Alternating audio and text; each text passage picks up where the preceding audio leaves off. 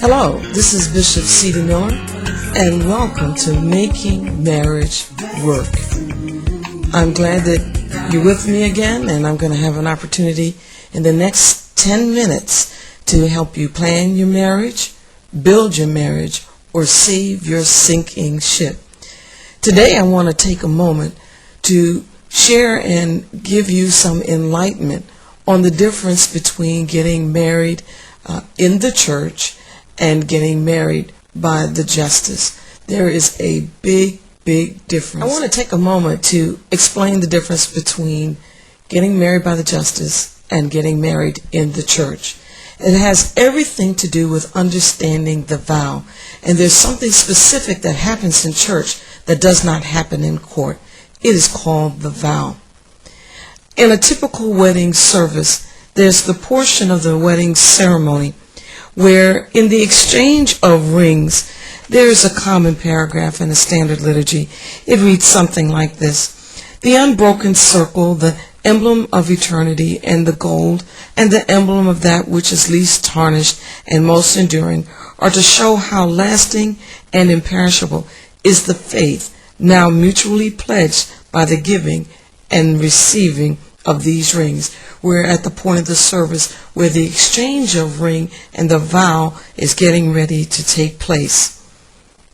With these emblems of purity and endless devotion, you do each other wed, and these marriages you do here and forever seal. The importance of understanding the vow is to understand that at the point of the exchange of rings and the making of the vow, in the presence of God, you are making a covenant, you are making the vow, and you have invited God to ratify that covenant. Today, when you make this vow in church and you've asked God to ratify your covenant, there's an important scripture that holds your vow in place. It is found in Mark, the 10th chapter, the 9th verse, and it reads this way: what therefore God hath joined together, let not man put asunder. You cannot break your vow except by death and infidelity. God's perfect intent is that when you exchange the rings as emblem and symbolic of the vow that you make, you are asking God to mysteriously, supernaturally create a third entity of you and your partner. A third entity is ratified, covenant made. And here's the mystery, the supernatural mystery of God and marriage in the church is somehow when you make that vow and you ask God to covenant and come and you invite him to the wedding, if you will, he joins and makes you as one. His intent is that you do not put asunder this vow. This vow earnestly can only be broken by death and infidelity. Premarital counseling and marital enrichment help you to learn how to keep your vow eternally, that you may not undo, dissolve, and put asunder that which was joined together when you invited God to your wedding in order to make your marriage. Oh, by the way, and also, when you bring marriage to the church, the pastor stands in the authority to not only be an agent of God to support your process of making the vow and inviting God to come in and ratify the covenant to make you as one with your partner, but the pastor also signs a legal document. This is the basic difference between the pastor and the judge. The pastor is an agent of God's work and the agent of the state.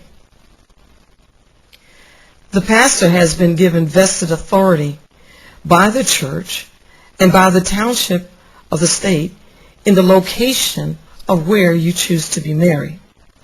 The justice or the judge or the cruise captain does not stand as an agent of God to stand with you in the ratification process of your vow as covenant, to invite God's presence into the process to make your union.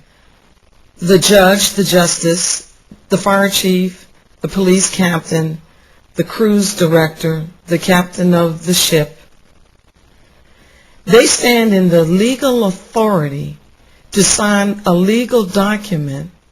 As legal agents, they stand in the authority to sign your license to marriage and identify a process on the back of the license which asks what type of service was performed.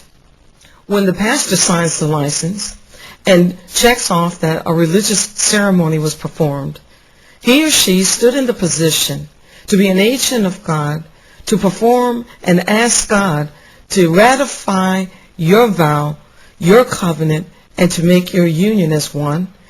And he or she stands in vested authority by the laws of the Commonwealth of the state where the service was performed, and legally can sign your marriage certificate. The justice cannot invite God to come in and ratify and make covenant your union by spiritual means and process. That's why it's so important that during my intake, I ask couples that are in trouble or need marriage enrichment, tell me how you were married. Were you married by a pastor or were you married by the justice? And I have found to be my experience, those that have been married by the justice have more issues after a 5 to 10 year period of time, basically because they were legally married, but the vow was not made. When I analyze an answer, and if a couple shares with me that they were married by the justice, then easily I'm able to say, well, you have a legal document that says that you are married, but you do not have God's glue to keep you in place. Okay, quickly now, I'm running out of time and my 10 minutes are almost up. If you are planning to get married on the cruise in a destination wedding, I highly encourage you upon your return to have a service of blessing of your ceremony at your local household of faith. Invite God to bless, consecrate, and ratify vows to the transaction that was made at your destination cruise and the place where the judge married you. Many have asked for my premarital marriage manual on lessons that I give within a 6 to 8 week period of time when I am with couples helping them to plan, build, or saving their ship. So look for that in the next few days. I'm going to have another video soon, and in the next video you'll be surprised. I'll be able to tell you exactly what's wrong with your marriage. This is Bishop C.D. Miller. Visit me again here.